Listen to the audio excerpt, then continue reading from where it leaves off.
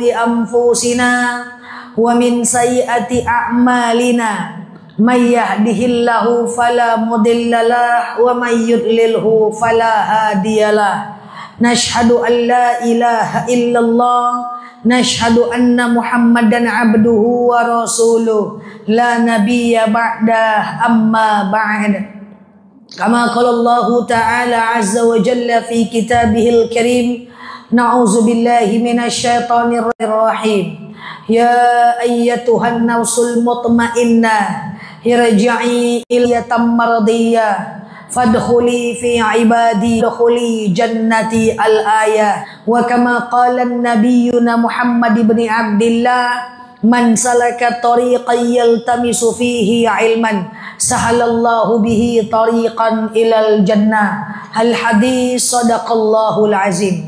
Ibu-ibu yang saya sayangi karena Allah, sebelum kita mulai kajian kita berdoa kepada Allah, semoga siapapun kita yang hadir dalam majlis ini, insya Allah Allah sehatkan badan kita, Allah kuatkan jasad kita, Allah tambah roh keimanan kita, Allah luaskan rezeki kita, Allah angkat segala masalah kita, Allah jauhkan kita dari orang-orang zalim, Allah matikan kita dalam keadaan husnul khatimah. Amin. Allahumma amin. Salawat salam kita hadiahkan kepada baginda Nabi. Allahumma salli ala Muhammad wa ala ali Muhammad. Ibu-ibu yang saya sayangi karena Allah, sesuai request, hari ini temanya saya diminta menyampaikan tentang Muharram. Saya kira 1 Muharram kemarin adalah masa di mana saya berakhir menyampaikan tentang Muharram. Rupanya sekarang masih harus saya sampaikan lagi. Insya Allah kita bahas pelan-pelan tentang Muharram. Saya tanya dulu, kemarin ada baca doa awal dan akhir tahun gak? Ada ya? Baik. Baik ibu-ibu yang saya sayangi karena Allah, kita tidak lama, yang penting nanti insya Allah kita bawa pulang ilmunya. Yang dapat kita amalkan. Yang sekedar untuk kita ingat aja. Supaya apa? Supaya kita bisa memasuki Muharram ini dengan baik. Ini adalah tanggal 2 Muharram. Baik ya. Jadi begini Bu, ceritanya Bu. Bulan Muharram ini dikenal dengan tahun baru Hijriah. Kenapa dikatakan tahun baru Hijriah? Karena di bulan inilah Rasulullah pertama kali menginjakkan kakinya dari kota Mekah ke kota Madinah. Jadi Rasulullah itu menginjakkan kaki dari kota Mekah ke kota Madinah itu di bulan Muharram. Kota yang pertama kali diletakkan oleh Rasulullah kakinya itu adalah di Kuba. Kuba itu nama kampung, namanya Kampung Kuba. Nah, jadi Kuba itu pinggiran kota Madinah. Ketika Rasulullah hijrah dari Mekah ke Madinah, di Kampung Kuba pertama kali Rasulullah berada, itulah tanggal 1 Hijriah. Jadi kalau ibu dengar, dakwah Rasulullah itu kan 13 tahun di Mekah, 10 tahun di Madinah. Kalau ibu dengar Ustadz ceramah bahwa tahun ini, ayat ini kayak ayat ya ayyuhalladzina amanu kutiba alaikumusiyam kama kutiba alal ladzina min qablikum la'allakum tattaqun. Ayat tentang puasa Ramadan. Misalnya Ustadz ceramah kayak gitu. Ayat ini adalah turun di tahun kedua Hijriah. Berarti sudah 2 tahun Rasulullah menginjakkan kaki di kota Madinah, baru turun ayat itu maksudnya. Jadi di Mekah orang belum puasa Ramadan. Nah, jadi kalau ada ibu dengar ayat ini turun tahun ke-7 Hijriah, pernah dengar gitu-gitu ya? Berarti itu turun setelah 7 tahun Rasulullah tinggal di Madinah. Nah, gitu maksudnya. Atau sebaliknya, kalau ada ustadz ceramah, ayat ini turun tahun ketiga sebelum Hijriah. Berarti 3 tahun sebelum Rasul hijrah. Nah, ini sekedar ilmu pengetahuan saja. Saya akan bahas tentang apa saja amalan di bulan ini. Dan kemudian apa yang terjadi di bulan ini. Ternyata bulan Muharram itu bulan yang spektakuler. Banyak hal yang terjadi di bulan Muharram. Semoga kita dapat memahaminya nanti dan Allah mudahkan kita mengamalkannya. Amin. Yang pertama, bulan Muharram adalah salah satu bulan haram. Jadi di antara 1 tahun, Muharram, Safar, Rabiul Awal, Rabiul Akhir kan gitu ya. Ada 4 bulan haram namanya. Apa namanya? Bulan haram. 4 bulan haram. Kapan itu? Zulqa'dah, Zulhijjah, Muharram. 3 bulan berturut-turut. 2 bulan lalu, bulan kemarin, dan bulan ini. 1 lagi Rajab. Rajab masih lama. Nanti di bulan Rajab lain lagi namanya, puasa Rajab. Tapi masih lama. 4 bulan haram. Zulqa'dah, Zulhijjah, Muharram. Salasun mutawaliyat, yaitu 3 bulan berturut-turut itu bulan haram. Apa sih bulan haram? Kok bulan ada haramnya? Memang makanan aja yang haram. Jadi bulan haram itu maksudnya bulan di mana kita tidak boleh berbuat maksiat, nahi mungkar, meninggalkan dosa di bulan ini. Karena menurut Ibnu Abbas, di bulan ini kalau kita melakukan dosa, dosa kita berlipat. Dilipat gandakan dosanya. Supaya lebih gampang, saya coba bandingkan. Di Mekah Madinah ada namanya tanah haram, betul? Haramain, 2 tanah haram. Rokaatain, 2 rokaat. Berarti haramain, 2 tanah haram. Kan gitu kan? 2 tanah haram di Mekah Madinah. Tanah haram di Mekah dan Madinah tidak semua tanah. Hanya sebagian kecil tanah haram. Mekah, Madinah. Kenapa dinamakan tanah haram? Ketika ibu pergi haji, ketika ibu pergi umrah, nyampai di tanah haram, biasanya tour leadernya akan bilang, ibu-ibu, kita sudah masuk tanah haram. Banyak bertalqin. Labbaik Allahumma labbaik. Kenapa namanya tanah haram? Di tanah haram itu adalah di mana kita tidak boleh berbuat maksiat. Maksiat di tanah haram berkali lipat dosanya dan sebagaimana pahalanya juga berkali lipat. Makanya kalau pergi umroh yang kita pelajari bukan cuman ilmu syariatnya, pelajari juga ilmu adabnya. Syariat misalnya apa yang dibaca di raudhah, apa yang dibaca saat tawaf, mana-mana saja tempat mustajab, sholat apa yang bisa kita lakukan di sana, itu kan ilmu syariat. Tapi jangan lupa ilmu adabnya. Bahwa di tanah haram kita tidak boleh melakukan dosa. Maka kalau umroh itu kita mesti lapang hati. Itu tanah haram. Kalau ada 4 orang 1 kamar, maka ada 4 karakter di dalamnya. Ada kawan kita ke kamar mandi, lama bananya di kamar mandi. Apa kata kita?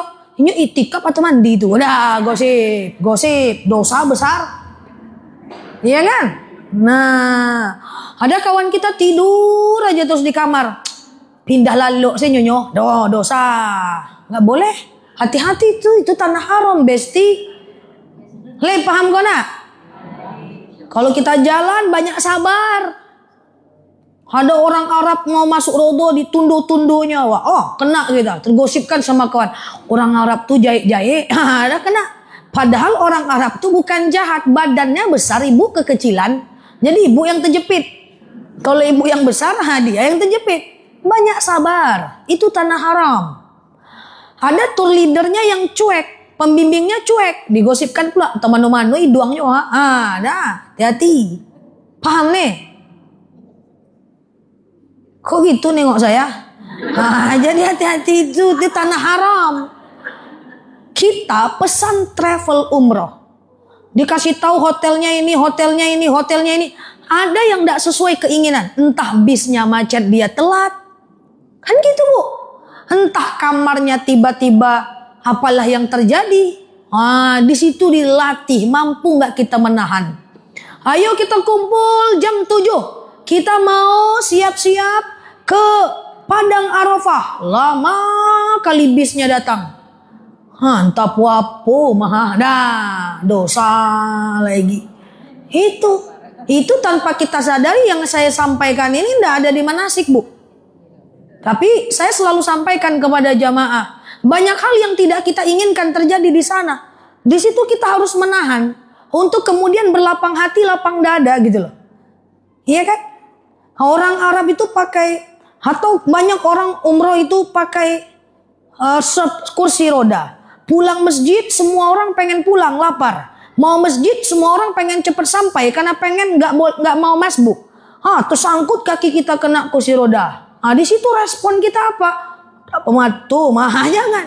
Hati-hati, tenang, tanah haram. Jadi nggak sekedar ilmu syariat, cara tawaf, cara masuk Hijri Ismail, tempat mustajab doa, enggak. Kesabaran ada di situ. Kadang polisi Arab tuh suaranya gede-gede. Datang anak muda, selebeu, biasa aja napa, digosipkan lagi polisi Arab. Nauzubillah. Jadi itu tanah haram. Jadi tidak hanya belajar ilmu syariat kalau umroh, kita belajar ilmu adab. Nah, maka umroh itu dipersiapkan. Nah, kalau di sana namanya tanah haram, itu Mekah Madinah. Ada jemaah saya, saking saya sering ingatkan, ini tanah haram, ini tanah haram. Capek dia mungkin nahan kan. Nyampe Jeddah dia bilang, Ustazah ini udah nggak tanah haram kan? Enggak, hore. Karena hati-hati bercanda nggak boleh berlebihan, ngomong nggak boleh ngasal, ya kan? Mungkin capek dia menahannya kan, hore kata dia gitu. Nah, di sana tanah haram, di sini bulan haram. Kapan itu? Zulqa'dah, Zulhijjah, Muharram, Rajab. Ini bulan haram, Bu, Muharram. Nahi mungkar, tahan. Jangan berbuat dosa di bulan ini. Dosanya akan berlipat, Bu. Ibu kalau mau gosip, tahan. Bulan depan. Enggak ya. Nahan. Di bulan ini hati-hati. Pengen ngelawan suami, tahan. Ini bulan haram. Bulan di mana dosa dilipat gandakan. Saya mau sampaikan kepada jemaah, tidak semua rasa sakit hati ini harus terbalas. Kadang-kadang cukup dengan kita diam dan memaafkan. Tidak semua kezoliman orang itu harus jera. Enggak. Kadang cukup dengan diam. Tidak semua pengkhianatan akan dibalas dengan kita kejahatan. Jangan. Enggak perlu semua rasa sakit hati kita itu harus dibalas. Enggak. Maka orang beriman, kata Imam Syafi'i, adalah orang yang tetap tenang, menahan diri, memaafkan. Walaupun dia sanggup membalas. Orang beriman bukan tidak punya emosi juga. Cuma masalahnya orang beriman sanggup untuk menahannya. Menahan itulah yang kita latihan di 3 bulan dari kemarin. Zulqa'dah, Zulhijjah, Muharram. Makanya orang-orang Arab pada masanya itu tidak berperang di bulan ini. Nahan. Tidak banyak keluar rumah, nahan. Tapi bukan berarti ibu nggak boleh keluar rumah, baku ruang lo di rumah bekoha. Jadi maksudnya di mana bulan di mana kita dianjurkan menahan. Nggak apa-apalah kita nih hidup bermasyarakat, berteman, ada teman kantor, ada teman RT, ada teman majelis taklim. Bu, sedikit-dikit kita tersinggung, biasa itu. Dikit-dikit kita tersinggung, sakit hati karena ungkapan orang, ikhlaskan aja lah. Itu tandanya kita bergaul. Jangan kayak jemaah saya, Ustazah, enak lagi tinggal di desa tuh, pelosok tuh. Pelosok itu ndak ada orang bertengkar-tengkar. Kita rumah rapat-rapat nih ya, betul ya? Saya tengok nih, rumah rapat betul ini. Jadi tersinggung-singgung sedikit ndak apa-apa. Karena orang di desa itu beda dengan kita yang di pelosok ya. Sekarang desa udah banyak ramai. Enak lagi tinggal di desa. Nggak ada orang bertengkar-tengkar. Bu, di desa itu kalau mau bertengkar berjalan kaki dulu nyari orang. Jalan kaki dulu. Kenapa? Mau marah, kan? Nyampe di rumah orang sesanggok. Ngapa? Ada. Kita, rumah dekat. Kalau mau marah dekat. Kalau mau tersinggung balas dekat. Di situ kita diuji. Jadi rumah kita ini dekat-dekat. Jadi udahlah. Ikhlasin aja. Tidak semua sakit hati harus diungkapkan. Tidak semua gosip orang harus diklarifikasi. Tidak semua kita difitnah harus membuat semua orang percaya sama kita. Nggak usah. Karena nggak semua orang juga penting bagi kita. Nahan. Kita mesti punya akhlak. Karena akhlak ini lebih tinggi daripada ilmu pengetahuan. Ada orang yang baru disinggung sedikit. Wah, dia udah macam-macam. Dia pengen semua orang percaya sama dia. Tidak bisa mungkin itu. Biarlah semuanya berjalan sesuai dengan masanya. Yang tak suka, biarlah karena dia belum tahu kita. Yang suka, syukurilah, jaga mereka. Udah, segampang itu. So, tidak boleh sungut-sungut hati di bulan Muharram nih. Baik-baik lapangkan hati. Kalau ada disakiti suami, tahan. Janganlah ibu bilang, aku tahan nih bang karena Muharram. Cari abang bulan depan. Nah, jangan ya kayak gitu. Ini penting ini. Aku tahan nih bang karena Muharram. Tengok abang bulan depan. Nah, itu. Ini menahan. Ini udah kita tuh ya. Nah, jadi jangan terlalu responsif lah. Apa ya bahasa anak mudanya? Jangan dikit-dikit balas, dikit-dikit nggak ikhlas. Aku nggak mau digitukan. Berarti aku direndahkan. Nggak perlu. Kita juga nggak perlu dianggap mulia di mata banyak orang kok. Emang kita bertanggung jawab terhadap pendapat orang tentang kita? Kita tidak akan pernah ditanya, kenapa si Fulan tak suka sama kamu? Kenapa kamu dibenci di RT kamu? Kenapa kamu dibenci oleh satu Indonesia Raya? Nggak ditanya itu. Yang ditanya apa? Amalmu. Pandangan orang tentang kita tidak akan ngefek bagi kita. Coba ibu jawab. Seandainya satu pekan baru ini menganggap saya jahat. Ternyata saya baik, saya taat, saya ikhlas, saya tulus, bagus. Bisa masuk surga nggak? Bisa nggak? Bisa. Sekarang saya balik. Seandainya satu Indonesia ini orang menganggap saya jahat, saya baik, semua suka, ngefans, Ustazah Nela Luki kece badai. Semua orang ngefans sama saya nih. Misalnya contoh, ternyata saya tak baik, ternyata saya jahat, ternyata saya maksiat, ternyata saya tidak taat. Saya bisa masuk surga nggak? Nggak bisa. Walaupun semua orang suka sama saya. Jadi ketidaksukaan dan kesukaan orang itu sangat tidak berefek apapun sama diri kita. Makanya fokuskan diri dengan orang-orang yang menyukai, jaga mereka. Dan jangan habiskan waktu untuk membalas setiap kezoliman orang lain. Harus bisa. Hati-hati, tidak semua rasa sakit hati harus terbalas. Oke? Dari angguknya saya percaya. Oke, itu yang pertama. Ya, jaga. Kemudian yang kedua, saya mau sampaikan. Jadi poin pertama di bulan Muharram ini kita tahan, jangan berbuat dosa. Caranya gimana Ustazah? Saya sampaikan cara yang lebih gampang. Nanti nyampe rumah, ibu ambil kertas, ibu ambil pena. Catat kebiasaan-kebiasaan yang selalu membuat kita berdosa. Contoh, ya Allah, saya tuh suka melawan suami. Catat aja. Tapi jangan pakai ujung, tapi baalenyo jahe. Jangan gitu Bu, jangan ya. Catat dulu. Ya Allah, saya masih suka ngosipin orang. Jangan pakai ujung, tapi kan enak ya Allah. Atau kok nggak dipancing dah juga kok ya Allah. Itu karena dia tuh, jangan ya. Ya, saya masih suka buka aurat. Saya itu masih suka joget-joget. Ada sini suka joget? Ada ya. Saya itu masih suka hasad. Saya masih susah memaafkan orang. Saya itu masih suka memfitnah orang dan seterusnya. Catat, saya masih suka ngeluh. Saya masih suka marah-marah. Catat kekurangan kita, dosa-dosa kita. Tujuannya apa? Supaya kita tidak melakukan di bulan ini. Kalau dilakukan juga gimana Ustazah? Kalau dilakukan juga pakai cara yang kedua. Ittaqullaha haitsuma kunta wa asbi'i sayyi'atal hasanata tamhuha. Ketika kita masih melakukan dosa-dosa yang biasa kita lakukan, maka segera ganti dengan kebaikan. Jadi tulisan tadi dilanjut. Ya Allah, saya masih suka ngelawan suami. Setiap saya ngelawan, saya denda sedekah subuh 100.000 gitu. Daripada piti kaluan cak diam leh. Ya Allah, saya itu masih suka ghibah.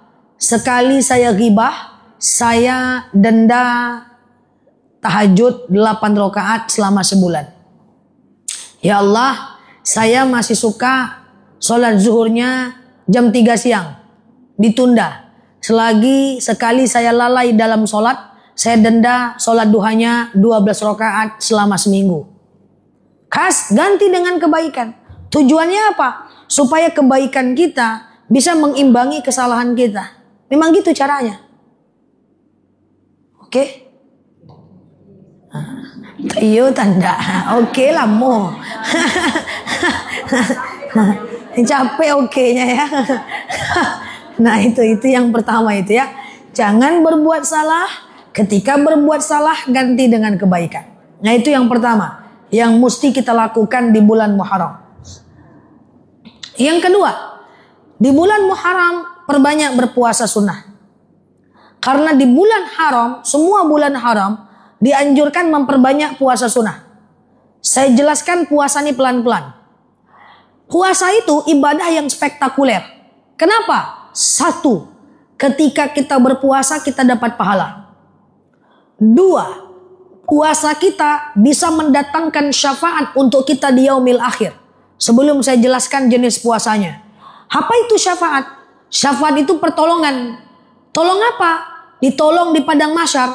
Emangnya kenapa harus ditolong? Karena di padang mahsyar kita akan mempertanggungjawabkan semua yang kita lakukan di dunia. Orang yang kita gosipkan, kita akan cari dia. Dan kita kasih amal kita buat dia. Kita pinjam barang tidak kita kembalikan. Maka kita akan cari dia. Kita ganti dengan amal. Kita punya hutang tidak kita kembalikan. Kita cari dia. Akan menggantinya dengan amal. Pinjam barang orang tapi tidak dikembalikan. Hati-hati. Mau keluar masjid ngambil wudu, tengok sendal jepit orang. Ibu ngomong, pinjam yo. Ibu jawab sendiri, iyo. Orangnya tadi mana-mana. Itu minjam gak tuh? Kalau minjam harus penuh rukunnya. Ada orang yang meminjam, ada orang yang dipinjamkan. Ada barang yang dipinjam, orang yang minjam ada, barangnya ada, orang yang meminjamkan tadi mana-mana.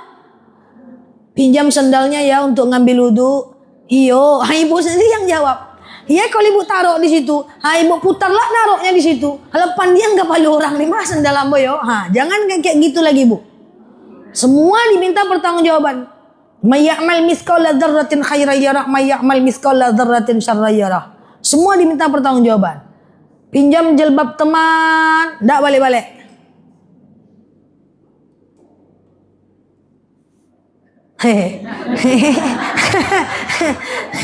Gitu kan? Nah itu, ndak balik-balik. Bawa dulu yo, beko ambo balian lai, ndak balik-balik. Itu pinjam meminjam itu dipertanggungjawabkan di hari akhirat. Orang-orang yang kita sakiti, orang-orang yang kita buka aibnya, orang-orang yang kita fitnah dia, orang-orang yang kita pernah pinjam tak kita kembalikan, orang-orang yang pernah kita ambil barangnya. Hati-hati itu. Nah kita butuh pertolongan, syafaat oleh Rasulullah. Dan saat kita mencari orang-orang di padang mahsyar, orang-orang yang kita zolimi itu, matahari di atas kepala kita.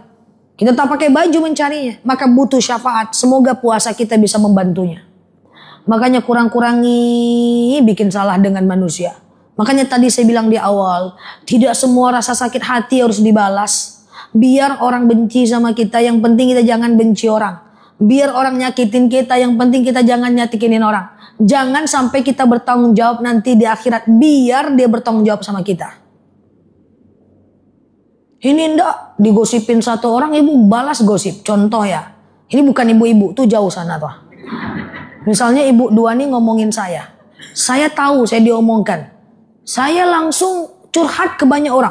Bu, ibu tuh ngomongin saya loh, jahat dia. Bu, ibu tuh ngomongin saya loh, jahat dia. Bu, ibu tuh ngomongin saya loh, jahat dia. Mereka gosipkan saya doang. Sementara ke satu orang. Sementara saya membalas dengan menggosipkan mereka ke banyak orang. Siapa yang paling banyak nyari? Saya di akhirat dong. Jadi jangan suka-suka curhat kalau nggak pada orang yang tepat. Lah. Iyo tanda lah ya. Nah, ya. Satu, puasa dapat pahala. Yang kedua, puasa dapat mendatangkan syafaat. Nanti saat kita mencari orang-orang itu, kita akan ditolong oleh puasa kita. Yang ketiga, dengan puasa maka dosa kita akan berguguran, penghapus dosa. Amal penghapus dosa, salah satunya puasa. Yang ketiga, dengan puasa, insya Allah, ibu-ibu, kita akan diampunkan dosa. Yang keempat, kita akan dikabulkan doa. Menurut Imam Nawawi, orang yang berpuasa akan dikabulkan doanya sepanjang waktu dia berpuasa. Ada orang berpuasa nggak pakai ilmu, ada orang berpuasa pakai ilmu.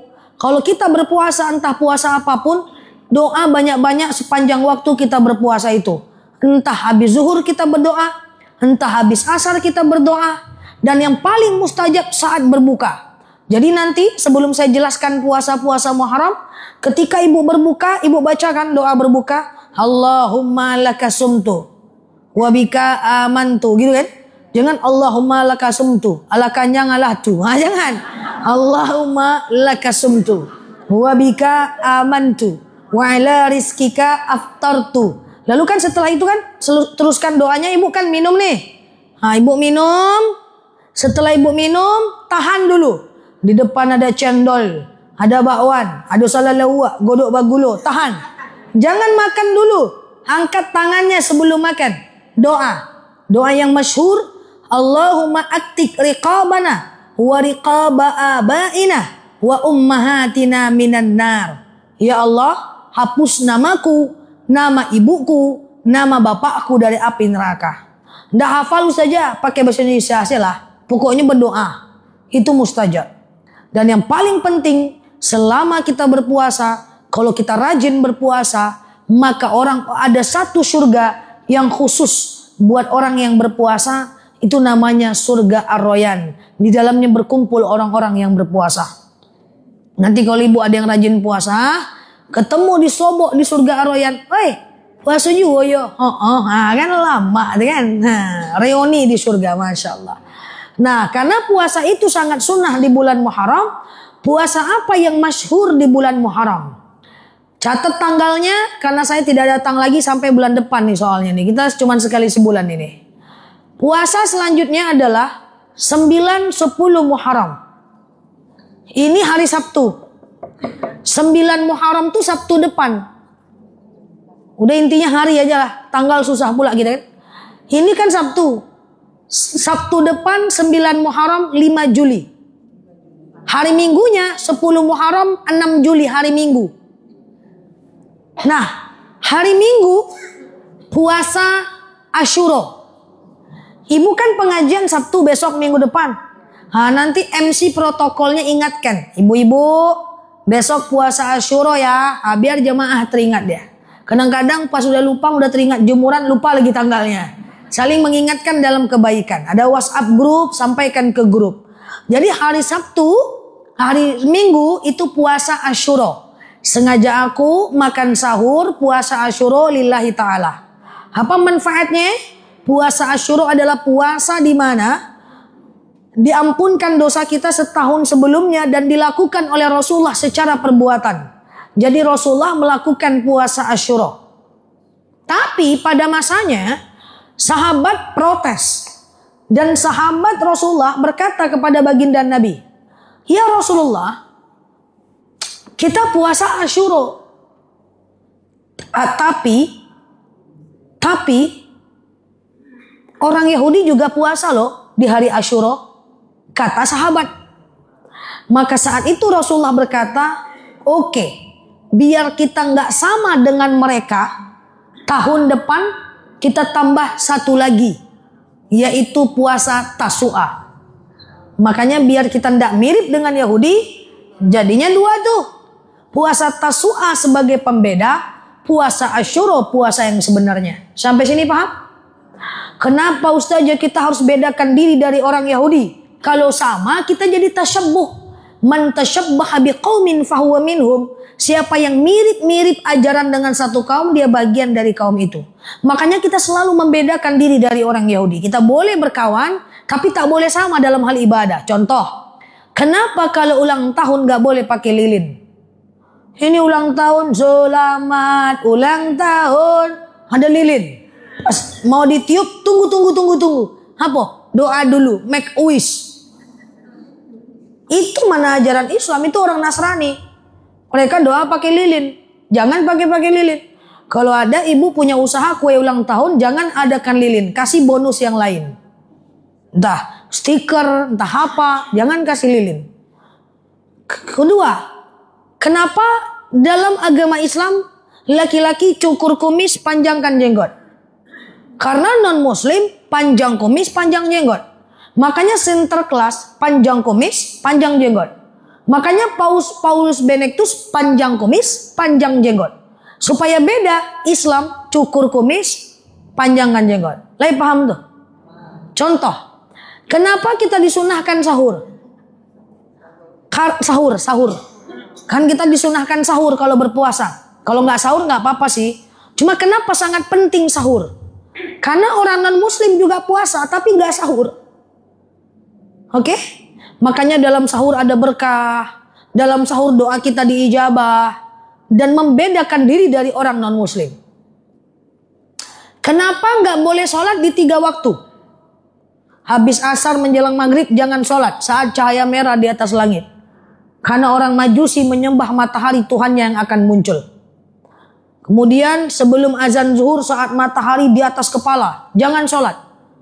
Orang Majusi menyembah matahari Tuhannya yang di atas kepala. Habis subuh menjelang maghrib, habis asar menjelang maghrib tadi Tuhannya mau pergi. Habis subuh menjelang syuruk Tuhannya muncul. Jadi habis subuh Tuhannya muncul penyembah matahari. Jam 12 tepat Tuhannya di atas kepala. Habis asar menjelang maghrib Tuhannya pergi, kan gitu kan. 3 jadwal ini jangan kuburkan jenazah, jangan sholat. Supaya beda gitu loh. Nah sama dengan puasa Tasu'a dan Asyura. Sebenarnya Asyura doang. Tapi ternyata orang Yahudi pada masa itu puasa juga. Rasulullah mengatakan oke lah. Tahun depan kita tambah dengan Tasu'a. Meskipun tahun depannya Rasulullah tidak berpuasa Tasu'a. Karena udah meninggal sebelum waktunya. Makanya dia menjadi perdebatan. Tidak pernah Rasulullah puasa Tasu'a. Ya jelas loh orang udah meninggal sebelumnya gitu loh. Nah tapi Rasulullah pernah memerintahkan. Paham sampai sini? Nah jadi nanti niatnya puasa Tasu'a dan Asyura. Kalau Asyura doang boleh Ustazah? Boleh. Kalau Tasu'a Asyura dua-duanya boleh? Boleh. Kan minggu ada pesta Ustazah. Cemana? Rupanya Sabtu akikah. Minggu pesta. Lauknya ikan hiu kali jengkol. Cemana nih Ustazah? Sabtu Minggu pula ini puasa Tasu'a dan Asyura. Saya bahas pelan-pelan. Coba jawab. Puasa sunnah hukumnya apa? Sunnah kan? Saya tanya sekali lagi. Puasa sunnah hukumnya apa? Sunnah. Oke. Datang ke pesta hukumnya apa? Datang ke pesta hukumnya apa? Wajib. Kalau nggak datang pesta? Nggak apa-apa. Datang pesta hukumnya apa? Wajib. Kalau nggak datang nggak apa-apa. Bagaimana ceritanya tuh? Coba jawab lagi. Kalau ibu diundang datang ke pesta hukumnya apa? Wajib. Oh diundang. Kalau nggak datang nggak adil. Bu, datang ke pesta itu hukumnya fardu kifayah. Apa namanya? Lagi.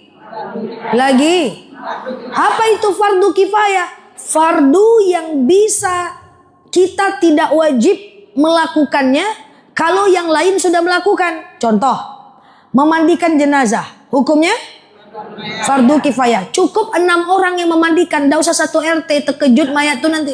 Ngapu kalian rame-rame kok, kan? Itu fardu kifayah. Datang ke pesta fardu kifayah. Kalau kita nggak datang, yang penting orang sudah datang, maka kita nggak wajib datang. Tapi Ustazah kan kita pengen datang, betul? Karena kita ingin melakukan fardu kifayah. Jadi ibu lagi puasa sunnah, dapat pahala sunnah, lalu datanglah ke pesta bu. Ini bukan saya melarang pesta nih, ini bahaya kalau videonya dipotong ini. Datanglah ke pesta, lakukan fardu kifayah, oke? Puasa hukumnya apa tadi? Sunnah. Datang ke pesta fardu kifayah. Makan hukumnya apa? Makan di pesta. Makan di pesta hukumnya sunnah. Kalau sunnah makan banyak saya di pesta. Betul. Makan mubah saja. Apa itu mubah?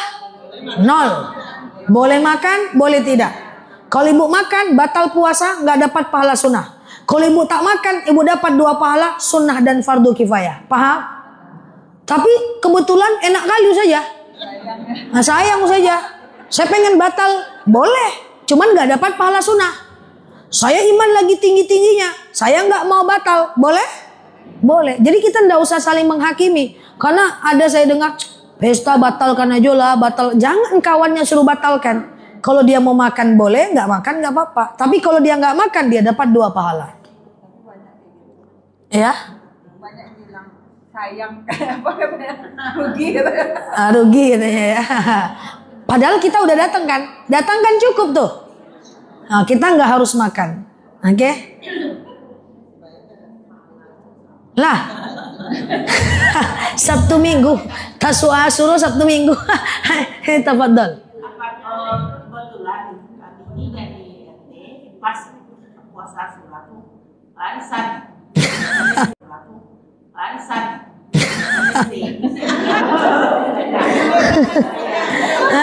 apapun.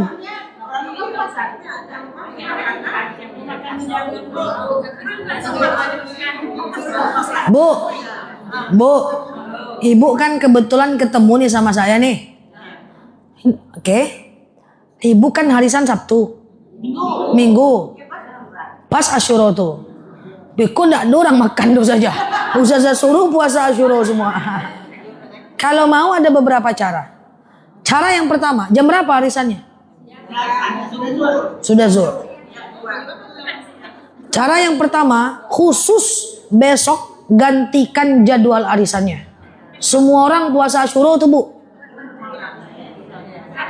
Yang kedua, pindahkan ke habis asar, suruh bungkus bawa pulang. Nah, hei, pahala besar itu. Pahala memberi makan orang yang berbuka. Jangan macam-macam, Besti. Kalau mau. Langsung rapat setelah ini bungkus. Apa, Bu? Masalah kita pesta makan. Nah, ini yang saya tanyakan, suami kita lagi mangga, pulang di waktu puasa setelah ini. Dia layani itu sekali. Baik. Baik. Seluruh puasa sunnah. Ini pertanyaannya gini nih. Ustazah, suami saya mandah. Keluar kota lah dia. Kita puasa ini. Sebelum kita ke kasus mandah, saya jelaskan dulu. Puasa sunnah, wanita harus izin suami. Mutlak. Ustazah, dia udah izinkan si ustazah, tapi di tengah jalan kayak gitulah, nggak usah lah diperjelas, payah pula ceramah kayak gini ya. Di tengah jalan ada tikungan ustazah, jam 2 ada tikungan, tajam tikungannya, maka tetap batalkan. Oke? Clear sampai sini? Selanjutnya, bagaimana kalau dia mandah? Kita puasa Asyura, coba-coba aja lah puasa dulu. Rupanya jam 2 dia datang. Kita kira bisa nih puasa nih. Nah ya kan? Rupanya tikungan kelok 9. Tetap batalkan. Itu lebih besar pahalanya. Oh iya, semangat Ibu. Itu lebih besar ya saja. Iya, siap. Iya, ya gitu dia. Harus izin suami, Bu. Nggak bisa Ibu main-main sendiri. Saya mau puasa Asyura, jangan, kata suaminya. Saya mau pokoknya, jangan, nggak bisa ya. Karena yang wajib, yang sunnah. Kita letakkan pula pada tempatnya. Gitu. Nah, kalau itu jalewana tuh. Jangan-jangan nanti pas pulang apa ceramah ustazah tadi mah tentang mandah pokoknya. Itu aja yang teringat lagi. Oke ya. Lanjut sedikit lagi. Tadi yang pertama, jangan berbuat dosa. Kalau terlanjur berbuat dosa, ganti dengan kebaikan. Yang kedua adalah kalau seandainya kita berpuasa, maka anjurkan puasa sunnah, Tasu'a dan Asyura. Satu poin lagi.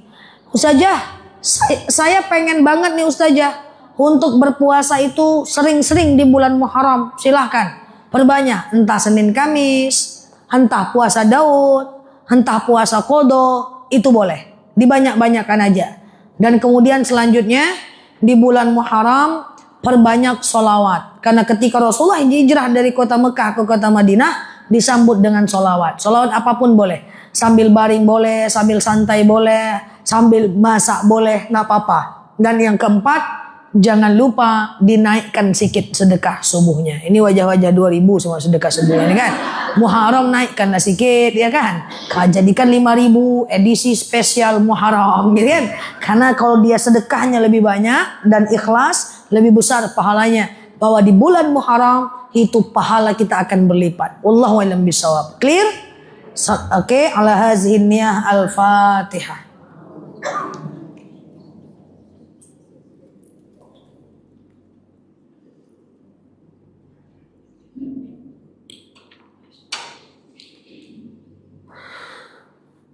Amin ya Allah, amin ya Rahman, amin amin ya mujibah sailin. Allahumma salli ala Muhammad wa ala ali Muhammad. Allahumma inna nas'aluka ridhaka wal jannah, na'udzubika min sakhatika wan nar.